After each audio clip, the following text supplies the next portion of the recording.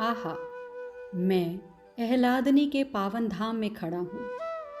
हाँ, मुझे कहते हुए गर्व हो रहा है कि मैं प्रेम नगरी बरसाने में हूँ। उद्धव बरसाने के पर्वत में खड़े झूम रहे थे। उनके साथ ललिता सखी भी थी।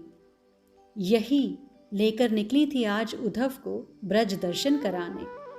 ब्रह्माचल पर्वत पर ही स्थित है श्री बरसाना धाम। हे वज्रनाभ, तीर्थों का दर्शन, तीर्थों में वास, ये पुण्य का फल होता है। पर प्रेम नगरी का दर्शन और वास, ये हमारे पुण्यों का फल नहीं होता। ये तो तभी संभव है जब एहलादनी की कृपा हो। और वज्रनाभ, उन एहलादनी की कृपा भी तब प्राप्त होती है जब त्रिपुर भगवती प्रसन्न हो। हे वज्रनाभ, पूर्व में मैं तुम्हें बता चुका हूँ कि ललितंबा त्रिपुर सुंदरी भगवती हैं और यही त्रिपुर भगवती इन एहलादनी श्री राधा रानी की सेवा में नित्य निरंतर लगी रहती हैं। ललिता सखी इनका नाम है, इसलिए एहलादनी की कृपा चाहिए तो उनकी जो ये सहचरी हैं ललिता सखी, इनको प्रसन्न करो। ये रहस्य है वज्रनाभ। महर्षि, मुझे इस रहस्य को जानना है। मुझे भी एहलादनी की कृपा प्राप्त करके निकुंज भावापन्न होना है और उन प्रेम लोक कुंज निकुंज नित्य निकुंज निभृत निकुंज इनका दर्शन करना है। मुझे पता है महर्षि, पुरुष के अहंकार का इन प्रेम लोक में प्रवेश नहीं है। वहां तो प्रेम से सिक्त सखी भाव का ही प्रवेश है। ये अत्यंत रहस्यपूर्ण है, मुझे जानना है। वज्रनाभ ने जिज्ञासा रखी महर्षि शांडिल्य के सामने। हे वज्रनाभ, प्रसंग आने दो।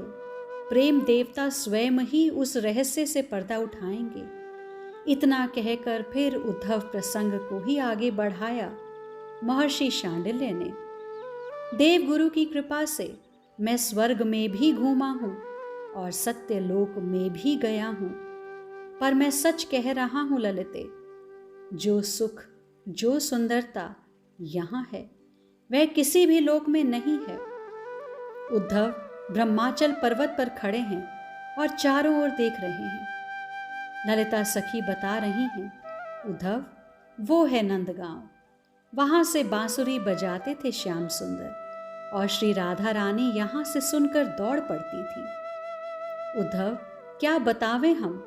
एक दिन बांसुरी बजा रहे थे श्याम सुंदर, तभी इधर बरसाने से हवा चली।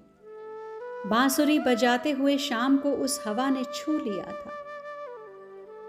बयार ऐसे ही नहीं बही थी। हमारी स्वामिनी श्री राधा सुकुमारी के अंग को छू कर गई थी। प्यारी के अंग की सुगंध श्याम को जब मिली, वो मूर्छित हो गए थे।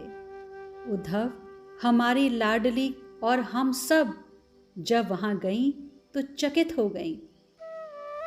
श्याम सुंदर मूर्छित थे। उनके रोम रोम से राधा राधा राधा प्रकट हो रहा था।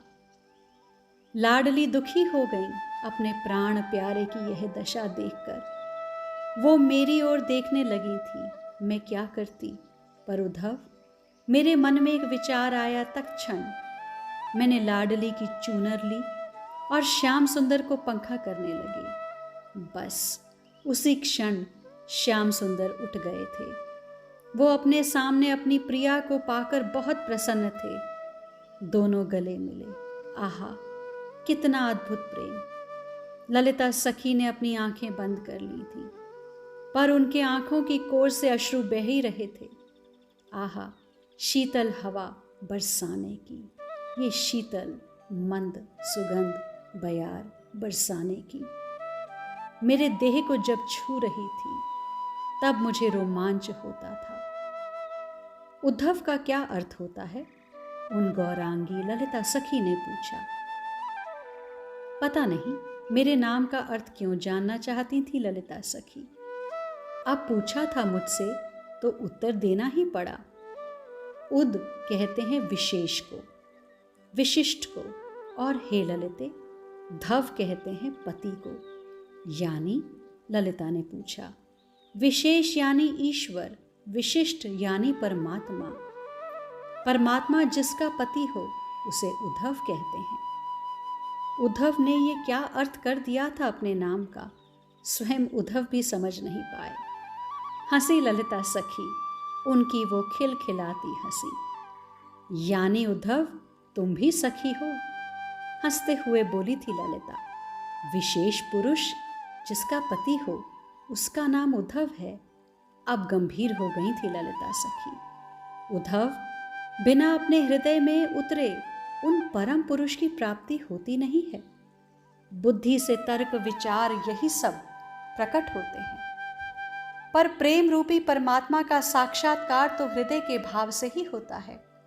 शांति, विश्राम, आनंद हृदय से ही फूटते हैं। आहा, कितना सुंदर दर्शन, भाव, भक्ति और प्रेम का। उद्धव आनंदित हो रहे हैं।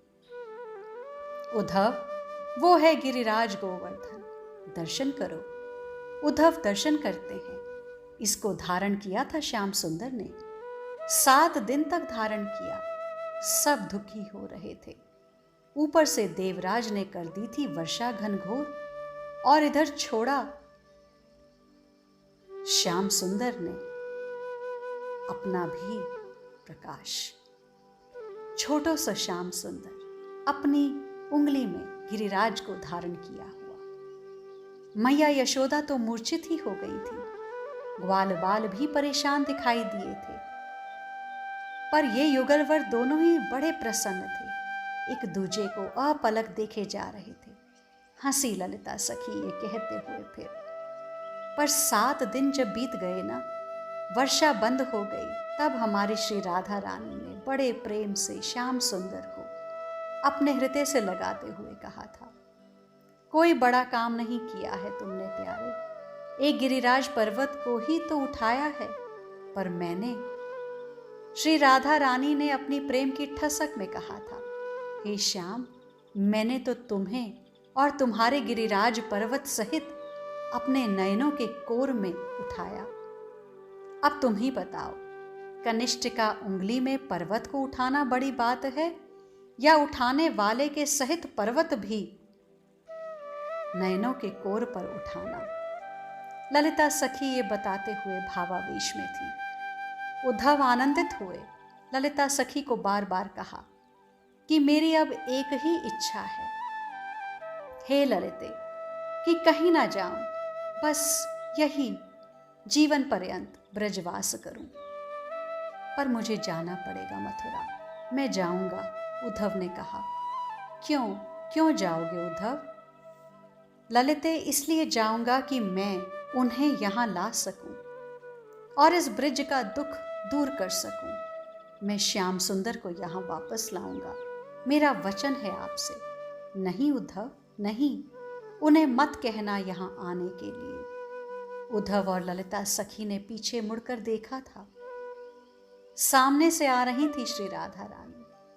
वही कह रही थी, नहीं उद्धव, उन्हें मत कहना यहां आने के लिए। नहीं उद्धव, उन्हें मत कहना। चौंक कर मुड़कर उद्धव और ललिता सखी ने देखा तो सामने से वृषभानु दुलारी श्री राधा रानी आ रही थी। वही कह रही थी, नहीं उद्धव, आना होता तो वे आ जाते, यहां आने से शायद उन्हें कष्ट होगा। हमने प्रेम किया है श्याम सुंदर से, फिर हम ये कैसे चाह सकती हैं कि उनको कोई कष्ट हो? वो जिसमें सुखी हैं, जहां सुखी हैं, बस वो सुखी रहें, ना आए यहाँ, कोई बात नहीं।